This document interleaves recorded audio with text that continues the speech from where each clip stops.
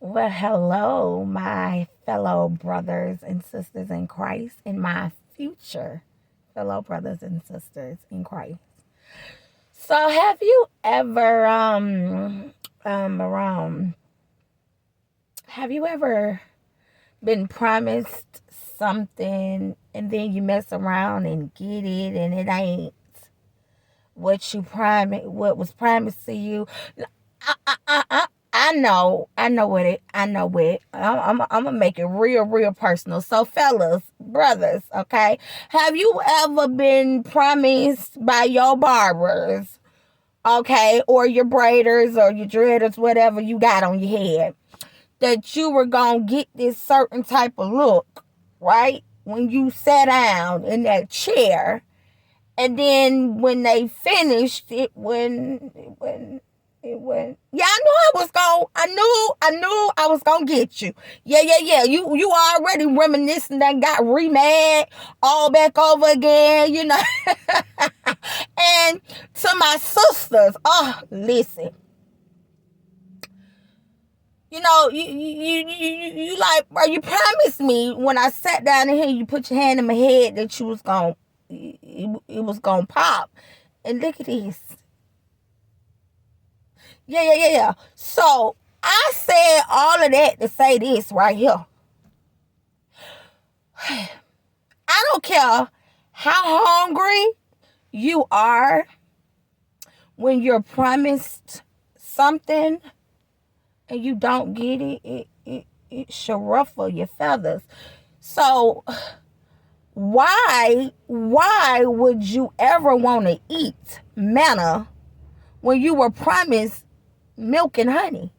I'm in my season of my life where I'm like, nah, God, Oh yeah, you ain't know when you develop a real relationship with God.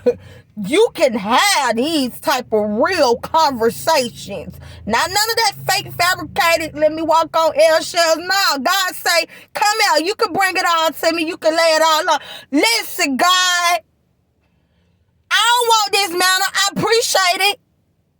But I understand. Oh, no, wait.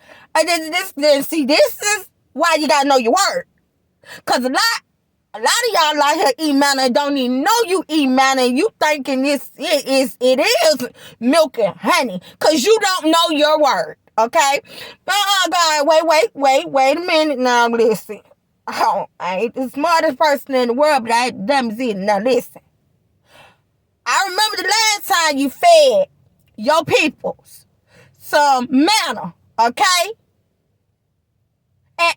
And you fed them manna because they were in position mentally and emotionally and spiritually to appreciate the fact that you had a plan for their life enough to promise them some things that was literally passed down from generation after generation, right?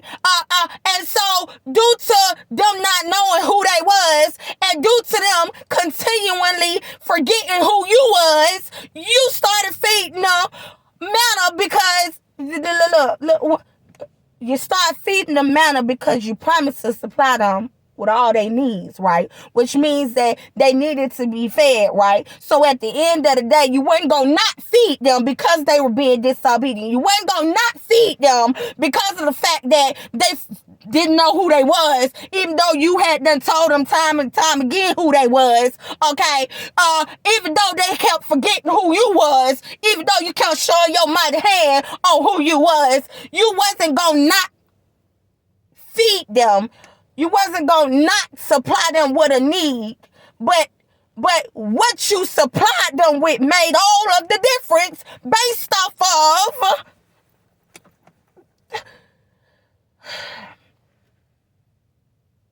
So they forfeited their milk and honey for some manna.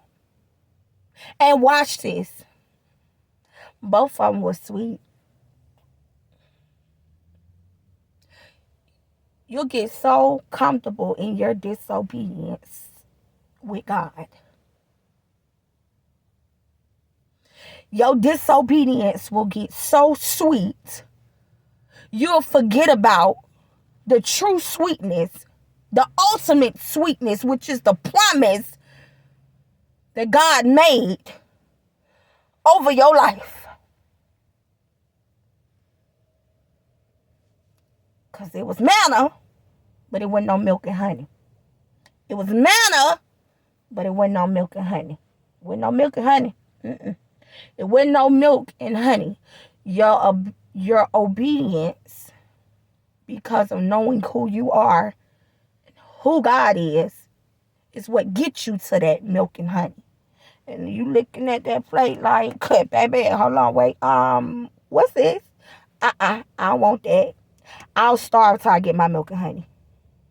Woo! That's a different level of obedience. Yeah, I'm hungry, but I ain't that hungry. Listen! Satan will even offer you something sweet. That look, I mean, it look good, but that ain't no milk and honey. I'ma keep my mouth closed. I'ma stand right here in obedience till I get the plate that was promised to me. I don't want that. I don't want that. That ain't what I want. That's not the type of sweetness. That right there, I don't want it. Why would you ever try? Don't you trade up your milk and honey for some manna? I love y'all. And as always, goodbye.